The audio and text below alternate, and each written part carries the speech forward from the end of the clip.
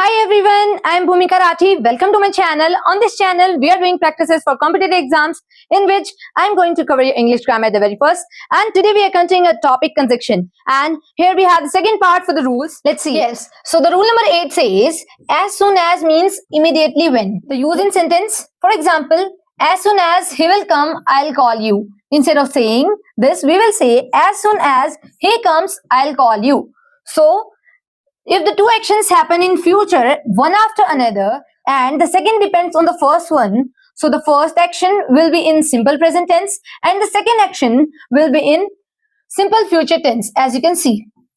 Alright, now let's see rule number 9, which says, if or when is not paired along with then. Let's see, when I come, I'll meet you. We will not use then along with when. Similarly, we don't use so or therefore along with since, as and because. Alright, instead of using so or therefore with them, we directly say since I was ill, I couldn't come, and we use comma between them. Alright, here we have a note in the proverb which says, what is proverb? Proverb is a traditional saying. Alright, let's see, as you sow, so shall you reap. So along with as, we have used so. Alright, this is a proverb, don't get confused with this. Moving on, we have rule number 10 which says, along with no sooner we will use then, hardly when, scarcely when. Alright, these are the correct pairs that should be used. Now let's see the examples. No sooner did he see me when he ran away. Instead of using when, we will use no sooner did he see me then.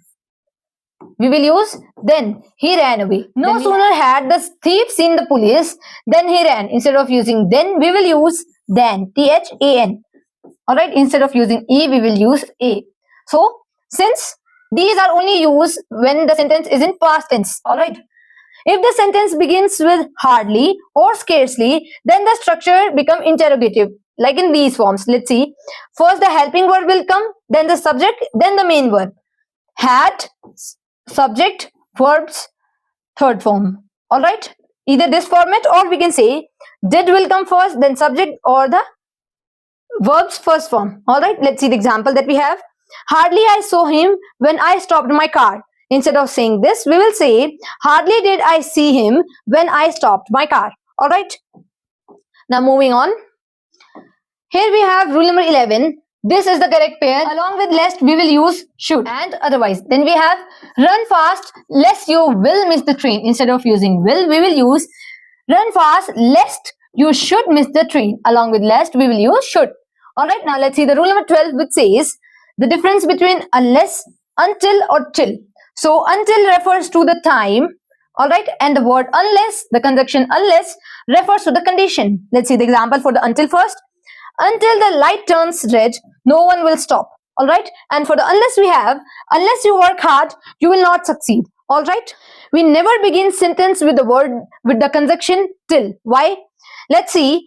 Instead of using till, we will use until. Alright, until the train gets the signal, it will not proceed. Alright, don't use till, we will use until. Now moving on. Yes, rule number 13 says, don't use not with until or unless. Let's see. Until the train will not get the signal, it will not run. Instead of saying will not, we will directly say, until the train gets the signal, it will not run. Alright, then we have, don't use will, would, shall along with until or unless. Let's see. Unless the government will not take the action, corruption will not finish. So don't use will. Directly we will say, unless the government takes action, corruption will not stop. Alright. Here we have a note. Sometimes two similar words are used together for emphasize. For example, unless and until you work hard, you will not succeed. Alright. Then we have the selling price was over and above. Some more words which you can see. The MRP. Then we have the first and the foremost duty of every citizen is to respect the country. Then we have each and every student must take the exam. Alright, these are the similar words that we use together to emphasize. Now moving on. Rule number 14 says, after the word doubt, in affirmative sentence, we use if or whether. And if there is negative sentence or interrogative sentence, we use that. Alright, and if the word is doubtful, then in affirmative sentence we use if or whether, and if it is negative or interrogative, we will use that. Let's see the examples that we have. he doubts that he will not help him. Instead of using that, along with doubt, we will use he doubts if she will help him, or we can say he doubts whether she will help him. Alright, then we have I have no doubt for whether he will cheat me. Instead of saying that, we will say I have no doubt that he will cheat me. Now let's see. I am doubtful that my parents will allow me to go. So instead of saying that, we will say I am doubtful if or whether my parents will allow me to go. Alright, then we have he is not doubtful. So here not we can see, no doubt we can see. So they are in negative sentence and we are using that. Alright, instead of using if or whether.